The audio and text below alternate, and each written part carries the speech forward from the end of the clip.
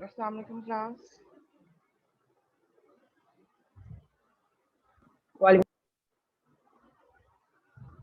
जी बेटा आवाज़ आ रही है?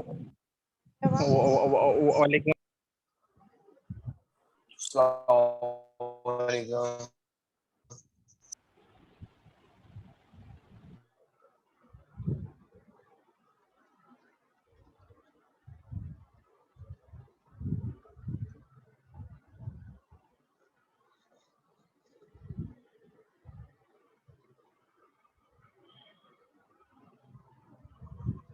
अच्छा, लास्ट क्लास में मैंने आपको ओवरव्यू दिया था मेथड्स और फंक्शंस का।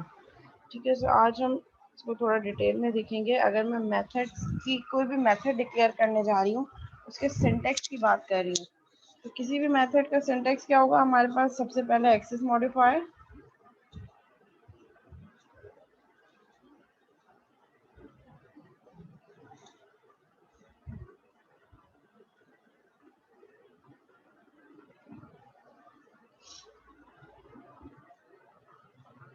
ठीक है, सबसे पहले हमारे पास एक्सेस मॉडिफायर होगा।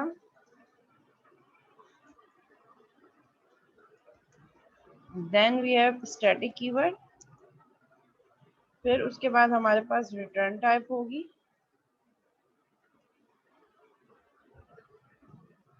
देन स्पेस के बाद मेथड का नेम होगा। राउंड ब्रैकेट्स के अंदर हमारे पास आर्गुमेंट्स होंगे, मेथड का इनपुट या आर्गुमेंट या पैरामीटर्स, हम ये सब टर्मिनोलॉजी यूज कर सकते हैं। Method,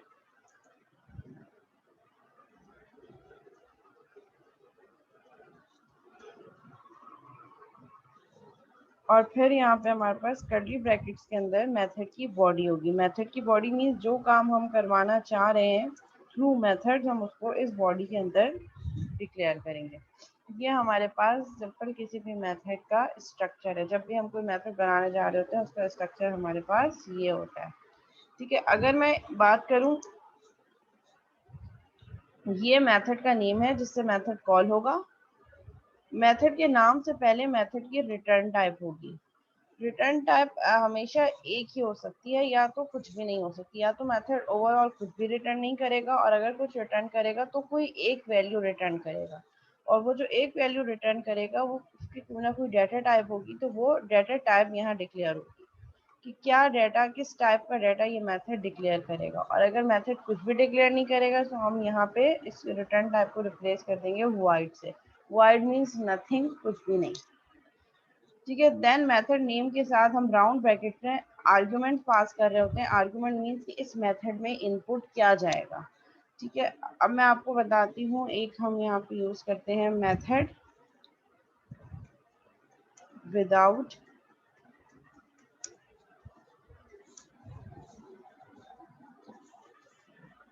without any argument and return type. एक ऐसा मेथड जो ना तो कोई आर्गुमेंट ले रहा है ना ही कुछ रिटर्न कर रहा है।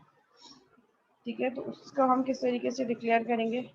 एक्सेस मॉडिफायर हम मेथड को यूजली हमेशा पब्लिक ही रखते हैं, so that it can accessible from outside the class as well और anywhere from any class. Public, static, ये कीवर्ड हम हमेशा ये दोनों यूज करेंगे जब हम कोई मेथड डिक्लेयर करते होंगे। अब हम कह रहे हैं कि हमारा मेथड ना तो कुछ आर्गुमेंट ले रहा है ना ही कुछ रिटर्न कर रहा है, तो यहाँ पे हम क्या यूज करेंगे? We will use void, means कुछ भी रिटर्न नहीं कर रहा, तो हमने void मेंशन कर दिया। मेथड का नेम हम कर देते हैं प्रिंट मी मेथड।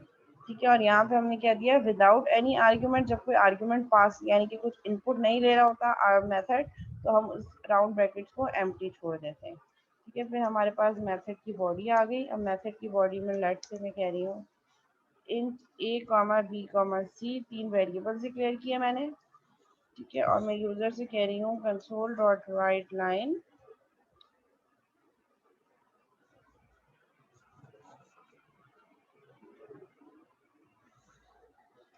ठीक है, और यहाँ पे जाके मैं कह रही हूँ एंटर नंबर 1। ठीक है, फर्स्ट नंबर एंटर करें और उसको हम ए में इनपुट ले लेते हैं, क्योंकि ए इंटीजर है तो हमें उसको कन्वर्ट करवाना पड़ेगा। ये मैं सिर्फ समझाने के लिए यूज कर रही हूँ। आप मेथड के अंदर, मेथड की बॉडी के अंदर कोई भी टास्क परफॉर्म कर सकते हैं। You can use an if statement, you can use loop as well, सारी चीजें आपस में एक दूसरे से इंटरकनेक्टेड है। ठीक है, यहाँ पे convert dot 232 console dot read line. ठीक है, फिर हम इसी तरीके से कहते हैं enter second number.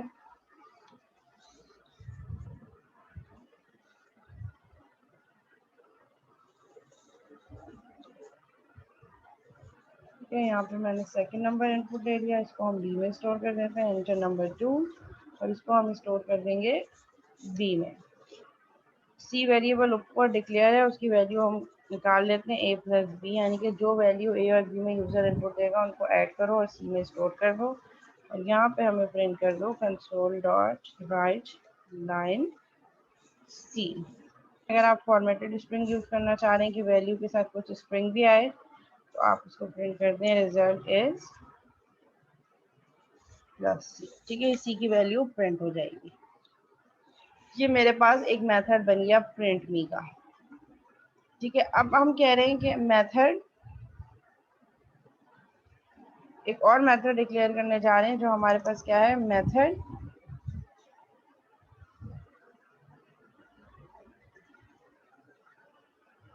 Without any return type, यानी कि एक ऐसा मेथड जो कुछ रिटर्न नहीं कर रहा बट इनपुट ले रहा है।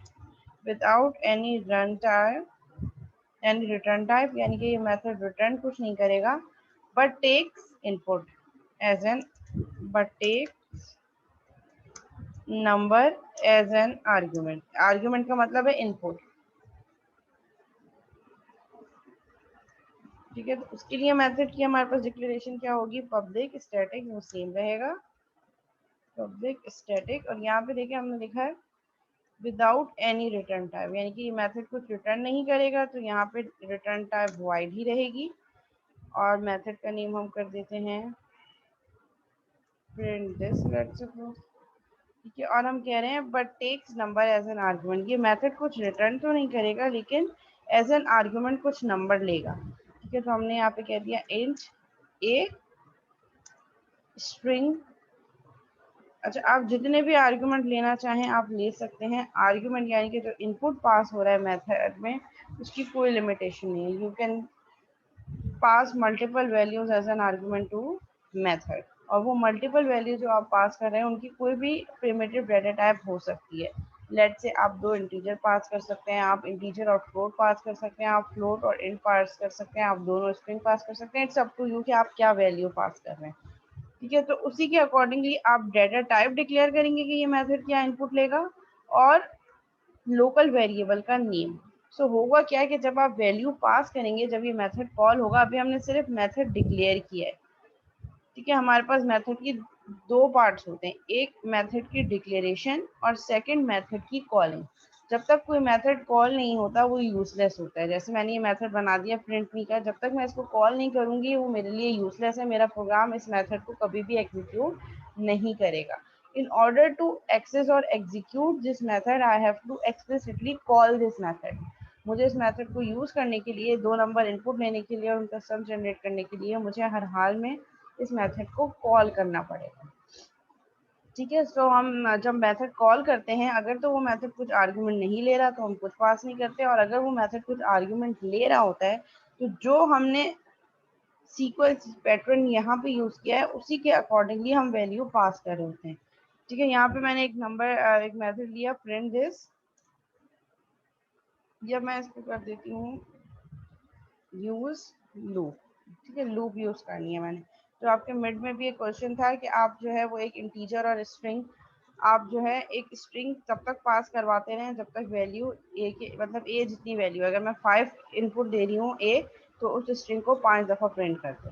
अगर मैं 10 इनपुट दे रही हूँ तो वो 10 टाइम्स प्रिंट कर दे। तो वही वाला प्रोग्राम अब हम मेथड के थ्रू कर रहे हैं।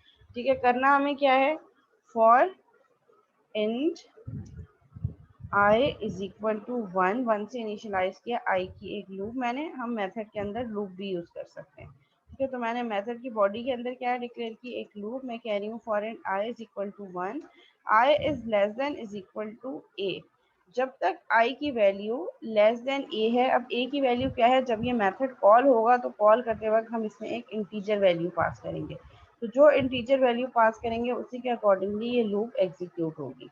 I is less than is equal to a, I plus plus और इस लूप के अंदर क्या करो, क्योंकि ये फॉर की लूप की बॉडी है, ठीक है, इस लूप के अंदर मैं इसको क्या प्रिंट करवा रही हूँ, मैं इसको कह रही हूँ कि इस लूप के अंदर प्रिंट कर दो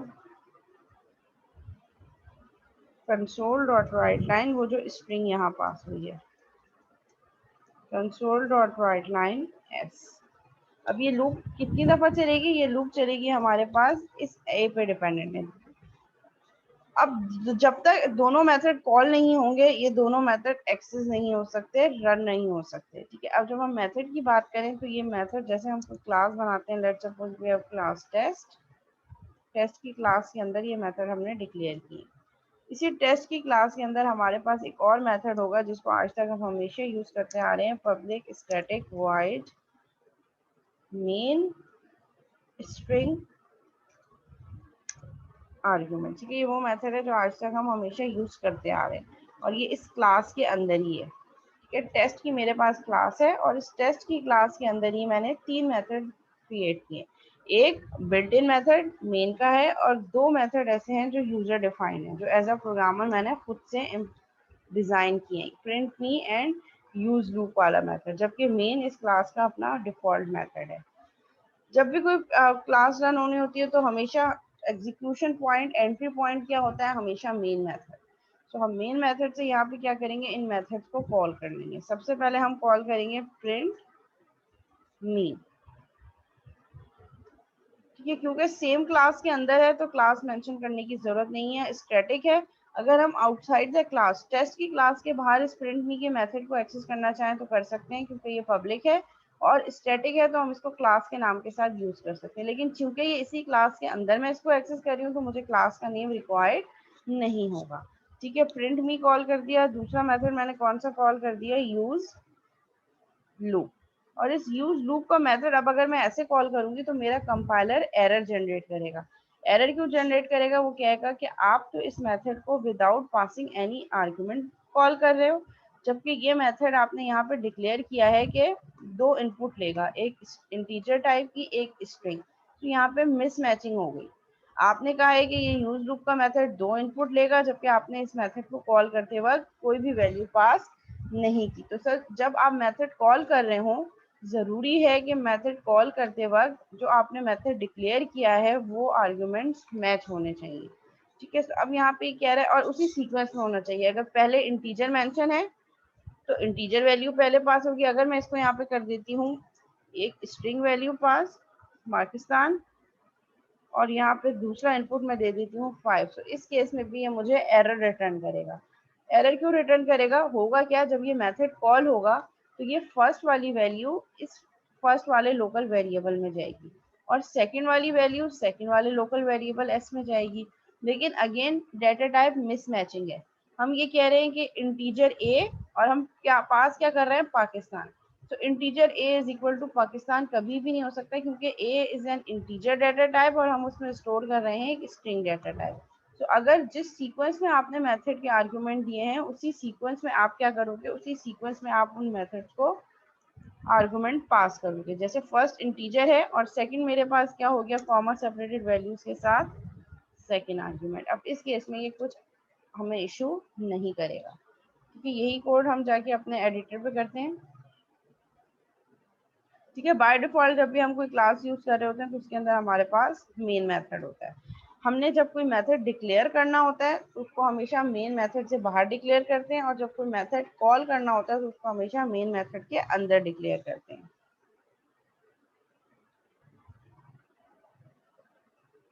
ठीक है। अब यहाँ पे हम क्या करेंगे, यहाँ पे हम सेम क्लास के अंदर बट मेन के मेथड के बाहर वो जो हमने मेथड 2 बनाए थे हम उनको कॉपी कर देते हैं, वो जो नोटपैड पे मैंने मेथड बनाए थे,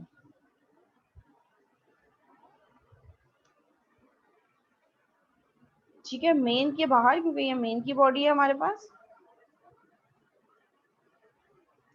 ठीक है। ये मेन की बॉडी है, मेन के बाहर बट क्लास के अंदर ही। अब आप मेन से पहले भी मेथड डिक्लेयर कर सकते हैं और मेन के बाद भी कर सकते हैं। तो मैं वहां से नोटपैड से एक मेथड मेन से पहले कर देती हूँ और एक मेथड मेन के बाद कर देती हूँ, उससे कोई फर्क नहीं पड़ता, but it should be outside the main, ठीक है। तो यहाँ पे मेरे पास फर्स्ट मेथड मैंने यहाँ पे ये देखें, फर्स्ट मेथड मैंने क्लास के अंदर बट मेन के बाहर किया, मेन से पहले। और जो सेकंड मेथड था यूज लूप, आप उसको चाहें तो मेन से पहले करते हैं, मेन के बाद करते हैं, उससे कोई फर्क नहीं पड़ेगा। हम सिर्फ अभी मेथड को क्या कर रहे हैं, डिक्लेयर कर रहे हैं। ये मेरे पास नेक्स्ट मेथड हो गया यूज लूप का, इसको भी हम मेन से बाहर, और दूसरा मेथड जो डिक्लेयर किया था उसकी भी बॉडी से के बाहर। मेथड के अंदर ही हम मेथड डिक्लेयर नहीं कर सकते। एक मेथड डिक्लेयर किया, उसकी बॉडी ओपन हुई, उसकी बॉडी क्लोज हुई, जब बॉडी क्लोज हो गई तभी फिर हम नेक्स्ट मेथड डिक्लेयर कर सकते हैं। नेक्स्ट मेथड की बॉडी ओपन हुई, इसकी बॉडी यहाँ पे क्लोज हुई, ये वाली जो बॉडी है ये फॉर की बॉडी है, और ये इस पूरे मेथड की बॉडी है, तो ये मेथड यहाँ पे मेरे पास एंड हो गया। ठीक है, अब यहाँ से हमारे पास मेन मेथड है। क्योंकि ये दोनों मेथड यूज लूप और प्रिंट मी के मेथड सेम क्लास के अंदर ही हैं, जिसके अंदर मेन मेथड है, तो हमें एक्सप्लिसिटली क्लास नेम कॉल करने की जरूरत नहीं है। हम यहाँ पे क्या यूज करेंगे, प्रिंट मी का मेथड।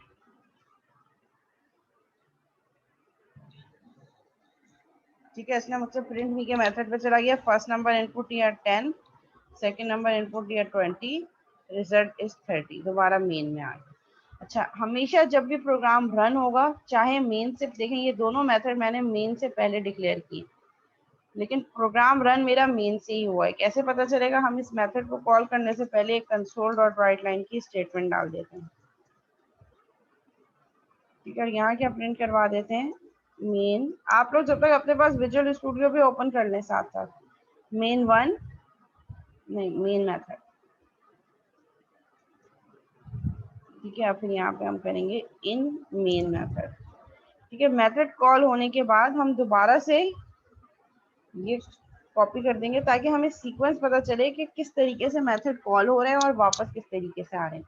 सो अब होगा क्या, जब मैं अपने प्रोग्राम को रन करूंगी तो रन करने के साथ ही इसको क्या मिलेगा, एक कंसोल डॉट राइट लाइन की स्टेटमेंट इन मेन मेथड। तो सबसे पहले क्या प्रिंट हो जाएगा स्क्रीन पे, इन मेन मेथड। फिर मैंने क्या किया, प्रिंट मी का मेथड कॉल कर दिया। मैंने जैसे ही प्रिंट मी का मेथड कॉल किया तो मेरे प्रोग्राम का जो कंट्रोल है, जो फ्लो है, वो मेन से निकल के कहाँ चला जाएगा, इस प्रिंट मी के मेथड में। ये प्रिंट मी का मेथड जो ये मेथड है, अब ये मेथड में दो नंबर इनपुट लेगा, कैलकुलेट करेगा उनका सम, प्रिंट कराएगा, और प्रिंट करने के बाद जब इसको इस मेथड की बॉडी क्लोज मिलेगी, ये वापस वहीं चला जाएगा जहां से ये यहाँ आया था। और कहाँ से आया था, मेन से आया था, तो ये दोबारा मेन में चला जाएगा यहाँ पे। और उसके बाद नेक्स्ट स्टेटमेंट इसको क्या मिलेगी, इन मेन मेथड, यानी कि अब मेन में दोबारा आ गया है। हम इसको रन करके देख लेते हैं। देखिए, सबसे पहले इन मेन मेथड, ये वाली स्ट्रिंग हमारे पास प्रिंट हुई इन मेन मेथड। फिर इसने प्रिंट मी का मेथड कॉल कर दिया। अब हम मेन से निकल गए, मेन से निकल के हम कहाँ चले गए, प्रिंट मी के मेथड की बॉडी के अंदर आ गए, जहाँ पे ये हमसे फर्स्ट नंबर इनपुट मांग रहा है। लेट से मैंने फर्स्ट नंबर इनपुट दिया 5, फिर इसने मुझसे ये सेकंड नंबर इनपुट मांगा, मैंने सेकंड नंबर इनपुट दिया 8।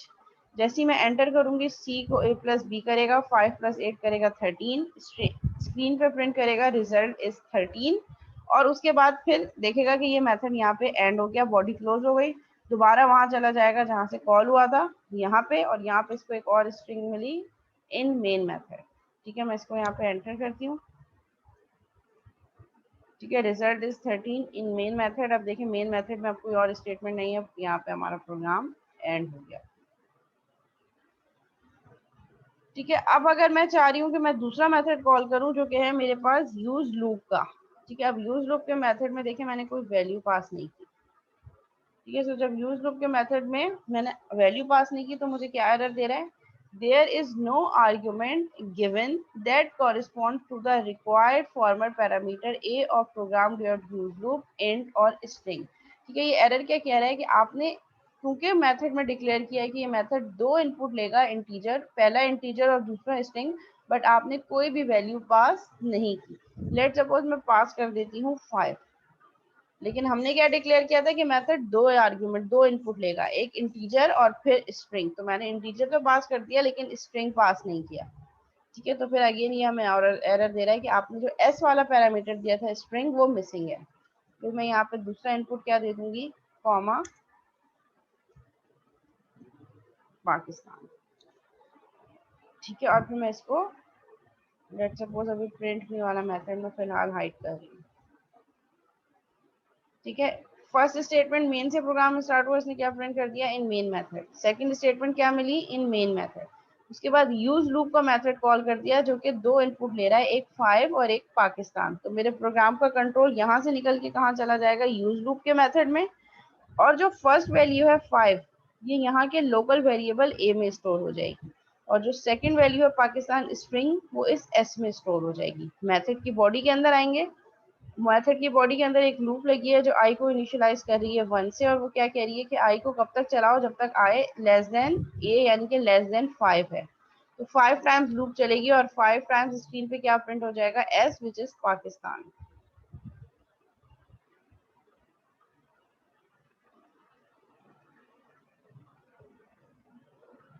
अच्छा, अब अगर यहाँ पे हमारे पास दो चीजें हैं कि हम ये जो 5 यहाँ पे पास कर रहे हैं, हम ये यूजर से इनपुट ले लें और मेन में ही इनपुट ले लें।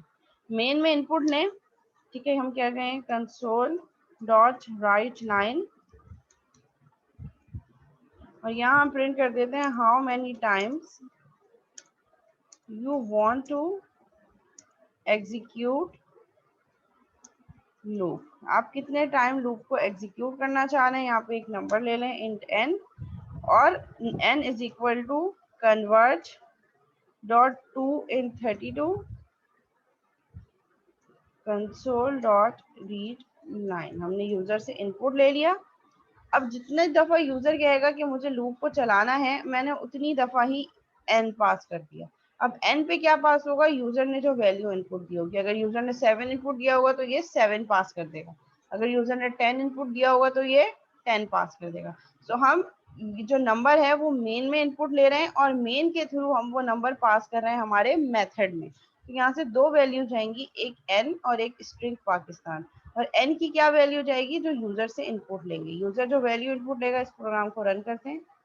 ठीक है, अब देखिए उसने मेथड कॉल करने से पहले हम पूछ लिया कि how many times you want to execute loop. Let suppose मैंने कहा 3।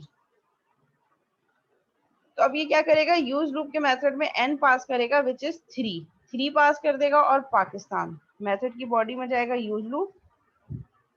और वो जो एन की वैल्यू है जो यूजर ने इनपुट दी थी, ये वाली 3, ये 3 ए पे पास हो जाएगी और एस की वैल्यू हुई पाकिस्तान। लूप को कहां से कहां तक चलाएगा, I is equal to 1, I is less than is equal to 3, I plus plus console dot write line S which is Pakistan.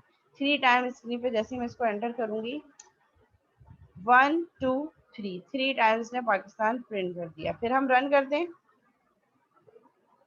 अब वो मुझसे पूछ रहा है हाउ मेनी टाइम्स, मैंने इसको कहा कि 8 टाइम्स। एंटर किया कि 8 टाइम प्रिंट कर देगा। अब मैं चाह रही हूँ कि मेरे साथ नंबर भी प्रिंट हुआ है। ठीक है, तो उसके लिए हम क्या करेंगे, उसके लिए हम ये करेंगे कि हम जहाँ पे मेन यूज लूप का मेथड है, जहाँ हम स्ट्रिंग प्रिंट करवा रहे हैं, वहीं पे हम नंबर भी प्रिंट करवा दें। ठीक है, कैसे प्रिंट करवा दें, यहाँ पे आ जाए हमारे पास आई, इतना काउंट चल रहा है हमारे पास। और सेकंड पे क्या प्रिंट हो जाए, स्ट्रिंग।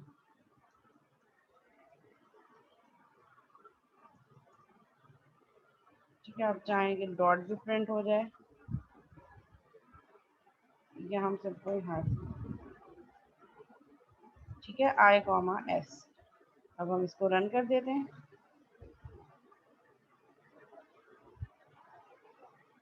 ठीक है, how many times you want to execute loop, let say मैंने कहा कि 6 टाइम चले। तो देखिए 1 2 3 4 5 6 टाइम स्ट्रिंग इसने प्रिंट कर दी। ठीक है, तो ये हम इस तरीके से मेन में हमने इनपुट लिया और वो इनपुटेड वैल्यू हमने मेथड में पास कर दी एज एन आर्गुमेंट। तो आप मेथड में ज़रूरी नहीं है कि direct hard coded values pass करें, आप मेथड में वेरिएबल भी पास कर सकते हैं। तो उस जब आप वेरिएबल पास करेंगे तो उस वेरिएबल की जो वैल्यू होगी एक्चुअली वो पास होगी। जैसे मैंने यहाँ एन पास किया है, तो एन पे यूजर जो वैल्यू इनपुट देगा वही वैल्यू एन पे पास होगी। जी क्लास यहाँ तक क्लियर है?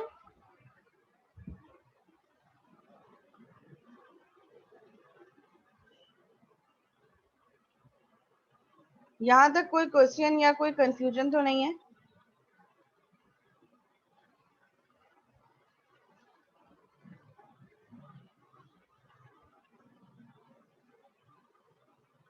जी उसामा, क्या कंफ्यूजन है?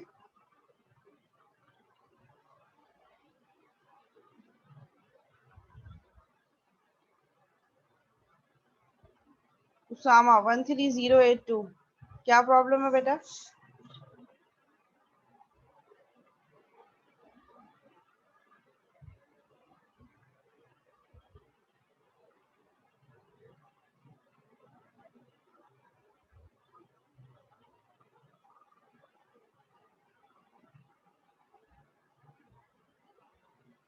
देखो यहाँ पे मैंने दो मेथड बनाए। अच्छा, अब अगर हम कह रहे हैं कि हमने ये मेथड यहाँ खत्म कर दिए, जिस क्लास में, जैसे प्रोग्राम की क्लास है उसमें तीन मेथड हैं। एक तो हमारे पास मेन मेथड होगा जो बाय डिफॉल्ट मेथड है, जो हर क्लास में मैंडेटरी होता है अगर हमने उस क्लास को रन करवाना। मेन पॉइंट ही एंट्री पॉइंट है, आपका प्रोग्राम जब भी एग्जीक्यूट होगा हमेशा मेन से ही एग्जीक्यूट होगा। तो अगर आपको यूजर डिफाइंड मेथड बनाना चाह रहे हैं तो आप मेन के मेथड के बाहर बट उस सेम क्लास के अंदर भी बना सकते हैं, और अगर आउटसाइड आप किसी और क्लास के अंदर बनाना चाहेंगे तो फिर उसको एक्सेस करने के लिए आपको उस क्लास का नेम भी रिक्वायर्ड होगा।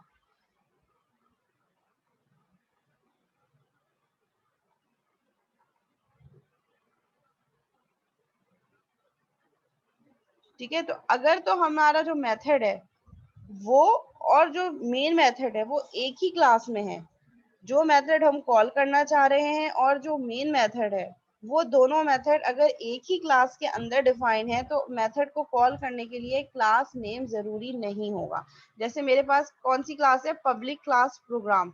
इस प्रोग्राम की क्लास के अंदर ही प्रिंट मी का मेथड है, इसी प्रोग्राम की क्लास के अंदर ही यूज लूप का मेथड है, और इसी प्रोग्राम की क्लास के अंदर ही मेन का मेथड है।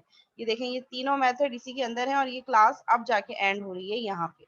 तो अगर तो आपके तमाम मेथड एक ही क्लास के अंदर है तो उन मेथड, और मेन का मेथड भी उसी क्लास के अंदर है, सारे के सारे मेथड इंक्लूडिंग मेन भी एक ही क्लास के अंदर है, तो मेन से मेथड को एक्सेस करते हुए क्लास नेम रिक्वायर्ड नहीं होगा।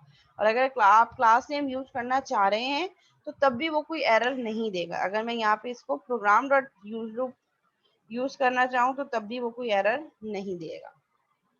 देखिए, इसने जैसे ही मैंने प्रोग्राम डॉट किया इसने मुझे बता दिया कि इस प्रोग्राम की क्लास के कौन कौन से मेथड हैं। लेट सपोज मैं अभी भी प्रोग्राम की क्लास के अंदर ही हूँ, मैंने जैसे ही प्रोग्राम डॉट किया तो ये मुझे सारे मेथड बता रहे हैं। एक तो मेन मेथड है जहाँ पे हम अभी हैं, एक प्रिंट मी का मेथड है और एक यूज लूप का मेथड है। और ये दो आपस, ये जो है ये इसकी क्लास के अपने बिल्ट इन मेथड है। हम जब भी क्लास बना रहे होते हैं तो कंपाइलर बैकएंड पे बिल्ट इन कुछ मेथड खुद से भी बना देता है। ठीक है, तो अगर आप इसको क्लास के नाम के साथ भी एक्सेस करना चाह रहे हैं तो कोई एरर नहीं देगा, लेकिन आप इसको विदाउट क्लास नेम भी यूज कर सकते हैं क्योंकि तीनों के तीनों मेथड एक ही क्लास के अंदर डिक्लेयर हुए हैं। लेकिन इन केस मैं यहाँ पे कह रही हूँ कि मेरे पास, मैं ये सब रिमूव कर रही हूँ।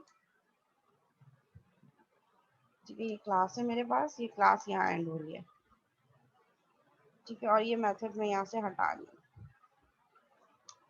ठीक है, लेट सपोज ये मेरे पास एक क्लास है प्रोग्राम की जिसके अंदर एक मेन मेथड है। ठीक है, मैं इस क्लास के बाहर मेथड अगर डिक्लेयर कर रही हूँ तो जाहिर है मुझे कोई और क्लास चाहिए, क्योंकि हम काम हमेशा ऑब्जेक्ट ओरिएंटेड प्रोग्रामिंग की बात करें तो काम हमेशा हमारे पास किस में होगा, काम हमेशा क्लास के अंदर होगा। तो मैंने यहाँ पे एक और क्लास बना दी, पब्लिक क्लास टेस्ट। और इस प्रोग्राम की क्लास के बाहर कभी भी हम क्लास के अंदर क्लास, जैसे मेथड के अंदर मेथड डिक्लेयर नहीं हो सकती, क्लास के अंदर क्लास भी डिक्लेयर नहीं हो सकती। तो यहाँ पे ये प्रोग्राम की क्लास एंड हो गई। ठीक है, प्रोग्राम की क्लास में हमारे पास एक मेन का मेथड है और ये प्रोग्राम की क्लास हमारे पास यहाँ पे एंड हो गई। मैंने एक और क्लास बनाई आउटसाइड द प्रोग्राम क्लास। ठीक है, टेस्ट की क्लास। इस टेस्ट की क्लास के अंदर मैंने एक मेथड बनाया पब्लिक स्टैटिक, और मैंने इसको क्या रख दिया, वॉइड प्रिंट मी। ठीक है, और इस प्रिंट मी के मेथड के अंदर मैंने सिंपल एक स्टेटमेंट प्रिंट करवा दी, कंसोल डॉट राइट लाइन। ठीक है, आप मेथड में कोई भी बॉडी के अंदर कोई भी जो है वो सीक्वेंस या स्टेटमेंट यूज कर सकते हैं। आप चाहे 2 नंबर का इनपुट लेना, आप इवन ऑड वगैरह कुछ भी हमने जो लॉजिक यूज किया हम वो कर सकते हैं। ठीक है, प्रिंट मी का मेथड क्लोज हो गया, ये टेस्ट की क्लास यहाँ पे क्लोज हो गई। मैंने क्या किया, जो हमारे पास एक पहले से बिल्ट इन क्लास थी प्रोग्राम की जिसके अंदर मेन मेथड है, उस क्लास के बाहर मैंने एक और क्लास बनाई और उस क्लास के अंदर मैंने एक मेथड डिक्लेयर कर दिया। ठीक है, ये मेथड मैंने एक और क्लास के अंदर, टेस्ट की क्लास के अंदर डिक्लेयर किया, पब्लिक स्टैटिक वॉइड प्रिंट मी, और ये मेथड कुछ आर्गुमेंट भी नहीं ले रहा और कुछ रिटर्न भी नहीं कर रहा। और सिंपल मैंने कंसोल डॉट राइट लाइन की एक स्टेटमेंट यूज कर दिया और इस मेथड को यहाँ पे क्लोज कर दिया, ये क्लास भी यहाँ पे क्लोज हो गई। अच्छा, अब एंट्री पॉइंट हमेशा हमें मेन मेथड से मिलेगा, क्योंकि प्रोग्राम जब भी रन होगा हमेशा मेन मेथड से होगा, और एक एप्लीकेशन में हमेशा एक ही मेन मेथड होगा। We can have multiple classes in an application. जैसे अगर आप अपना प्रोजेक्ट भी बनाएंगे तो उस प्रोजेक्ट में आप मल्टीपल क्लासेस भी बना सकते हैं, उन क्लासेस में मल्टीपल मेथड्स भी हो सकते हैं, लेकिन किसी भी एप्लीकेशन का एंट्री पॉइंट हमेशा एक ही होगा और वो हमेशा मेन होगा। ठीक है, तो यहाँ पे हमारे पास एंट्री पॉइंट प्रोग्राम रन हमेशा मेन से होगा। तो मेन पे मुझे ये प्रिंट मी का मेथड कॉल करना है। तो अगर मैं यहाँ पे कॉल करूंगी प्रिंट मी, ठीक है, so it will throw an error, the name print me does not exist in the current context. जब क्लास की बॉडी क्लोज हो गई, देखिए ये वाली क्लास की बॉडी जब क्लोज हो गई, इस बॉडी के बाहर जो भी चीज डिक्लेयर होगी वो इस कॉन्टेक्स्ट के अंदर नहीं आती, उसका स्कोप इसके बाहर है। ठीक है, इसकी एक्सेसिबिलिटी इसमें नहीं है। सो इसके लिए मुझे इसको एक्सेस करने के लिए, क्योंकि ये एक और क्लास में डिफाइन है, तो इसके लिए मुझे क्या करना पड़ेगा, उस क्लास का नाम यूज करना पड़ेगा, टेस्ट डॉट। जैसे ही मैं टेस्ट डॉट करूंगी, ये देखें प्रिंट मी का मेथड आ गया, मैंने प्रिंट मी का मेथड कॉल करवाया और मैंने इसको रन करवा दिया। ठीक है, इसने मुझे पाकिस्तान प्रिंट करवा दिया। अब यही काम मैं अगर करूं कि ये जो प्रिंट मी का मेथड है इसको मैं यहाँ टेस्ट रिव्यू रहने दूं,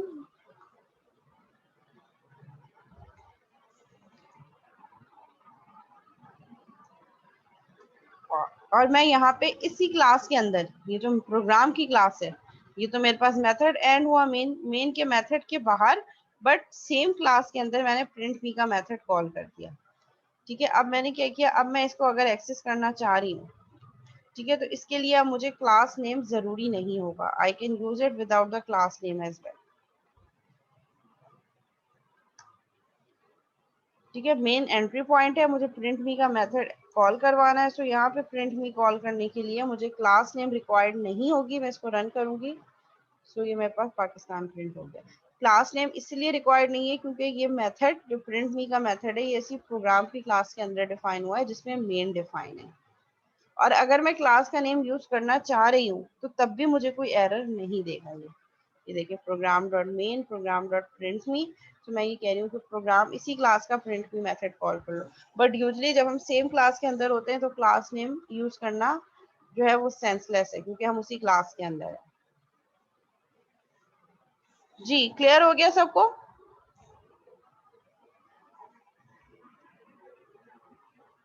कोई सवाल है, कुछ क्यूरी है, कुछ कंफ्यूजन है तो आप लोग पूछ सकते हैं।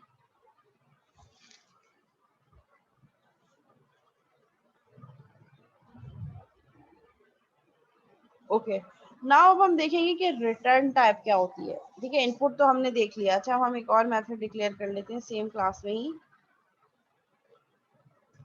ठीक है, जो 3 आर्गुमेंट ले रही है। ठीक है, पब्लिक स्टैटिक, लेकिन रिटर्न कुछ नहीं कर रही। ठीक है, वॉइड रखते हैं पब्लिक स्टैटिक प्रिंट दिस का एक मेथड बना देते हैं, और ये प्रिंट दिस का मेथड क्या करेगा, ये 3 इनपुट लेगा। ठीक है, input can be of any data type, let's say मैंने कहा int A, int B and string, या इसको कर देते हैं हम फ्लोट, या सिंपल ऐसे करते हैं परसेंटेज का मेथड बना देते हैं। ठीक है, परसेंटेज में हमें क्या रिक्वायर्ड होगा, फ्लोट कोर्स 1 के मार्क्स, फ्लोट कोर्स 2 के मार्क्स, फ्लोट कोर्स 3 के मार्क्स। लेट्स सपोज हम कह रहे हैं कि 3 कोर्सेज हैं। ठीक है, और ये मेथड कुछ रिटर्न नहीं कर रहा, परसेंटेज निकालेगा। सो परसेंटेज निकालने के लिए पहले तो हमें सम चाहिए होगा।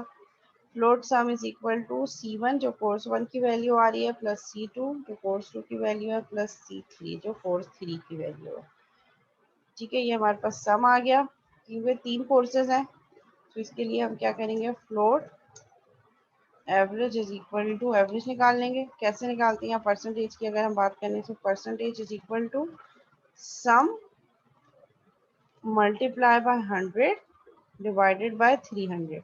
ये परसेंटेज निकालने का फॉर्मूला आता है जो आपके टोटल सम आ रहा है उसको आप 100 से मल्टीप्लाई करेंगे और डिवाइड कर देंगे किससे, जो टोटल नंबर, जो टोटल मार्क्स हैं। टोटल मार्क्स कितने हैं, 100 for course 1, 100 for course 2 and 100 for course 3, 300। अगर 5 कोर्सेज के मार्क्स इनपुट होते तो 500 होता, अगर 6 कोर्सेज होते तो 600, क्योंकि हमने 3 कोर्सेज लिए हैं तो टोटल मार्क्स 300 होंगे। सो परसेंटेज निकालने का फॉर्मूला क्या है, ऑब्टेन मार्क, हर कोर्स में जो आपने जितने टोटल मार्क्स ऑब्टेन किए multiply by 100 divided by total marks. ठीक है, और इसकी बेसिस पे हमने क्या कैलकुलेट कर दिया, हमने कंसोल डॉट राइट लाइन पे प्रिंट करवा दिया, console dot write line percentages. ठीक है, यहाँ पे हमने इसको प्रिंट करवा दिया, PER, ये जो परसेंटेज वाला वेरिएबल है। ठीक है, इस मेथड को कॉल करवा लेते हैं मेन से, लेकिन मेन से कॉल करवाने से पहले हम 5 कोर्सेज के मार्क्स मेन को ले लेते हैं। अच्छा, एक चीज माइंड में रखनी है कि ये जो C1, C2, C3 ये इस मेथड के अपने लोकल वेरिएबल्स हैं। सो ये C1, C2, C3 का स्कोप या लाइफ इस मेथड की बॉडी के अंदर है। हालांकि ये एक ही प्रोग्राम, एक ही क्लास के अंदर डिफाइन है, लेकिन जैसे हमने स्कोप देखा है कि हर चीज जब हम डिक्लेयर करते हैं तो अपने बाद आने वाली चीजों के लिए एक्सेसिबल होती है। तो C1, C2, C3 अपने पहले से आने वाले मेथड्स के लिए एक्सेसिबल नहीं होगी। जिस मेथड के अंदर डिफाइन हुई है इस मेथड के लोकल वेरिएबल्स हैं। लोकल मीन्स इसकी एक्सेसिबिलिटी इस मेथड के अंदर ही होगी।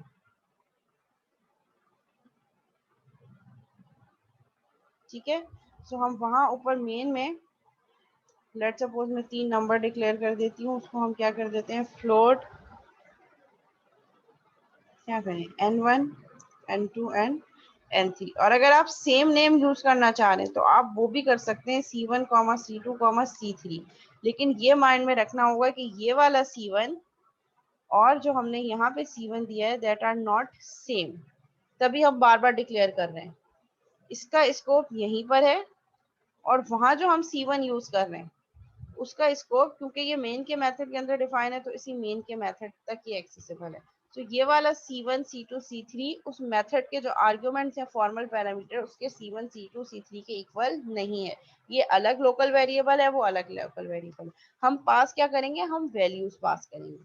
ठीक है, तो सेम नेम में हो सकता है आपको कंफ्यूजन हो, इसलिए मैं अलग अलग नेम यूज कर रही हूँ, N2 एंड N3। और अगर आप सेम नेम यूज करेंगे सो इट डजंट मीन कि ये जो है वो दोनों जो हमारे पास आर्ग्यूमेंट्स हैं वो सेम है। वो वहाँ पे C1, C2, C3 उस मेथड के अपने लोकल वेरिएबल्स हैं। यहाँ पे भी अगर मैं C1, C2, C3 यूज करूंगी तो वो मेन मेथड के अपने लोकल वेरिएबल्स होंगे, सेम नहीं होंगे। ठीक है, मैं यहाँ पे यूजर से इनपुट ले लेती हूँ। अच्छा, मीटिंग एंड होने वाली है, सेम मीटिंग आईडी पे फौरन ज्वाइन करेंगे विदाउट एनी डिले। फिर मैं इसी एग्जाम्पल को कंटिन्यू करूंगी। ठीक है, जब तक ये मीटिंग चली है मैं इसको कर रही हूँ कोड, जैसी मीटिंग एंड होगी फिर सेम मीटिंग आईडी पे दोबारा ज्वाइन करेंगे। ठीक है, console dot write line enter marks for course. ठीक है, मैं चाह रही हूँ कि यूजर से हम इनपुट लें कि कोर्स 1 में उसके कितने मार्क्स है। ठीक है, सो N1 क्या है, फ्लोट है। सो फ्लोट लेने के लिए हमें क्या करना पड़ेगा, convert dot to single, console dot read line. ठीक है, फिर हम इसी तरह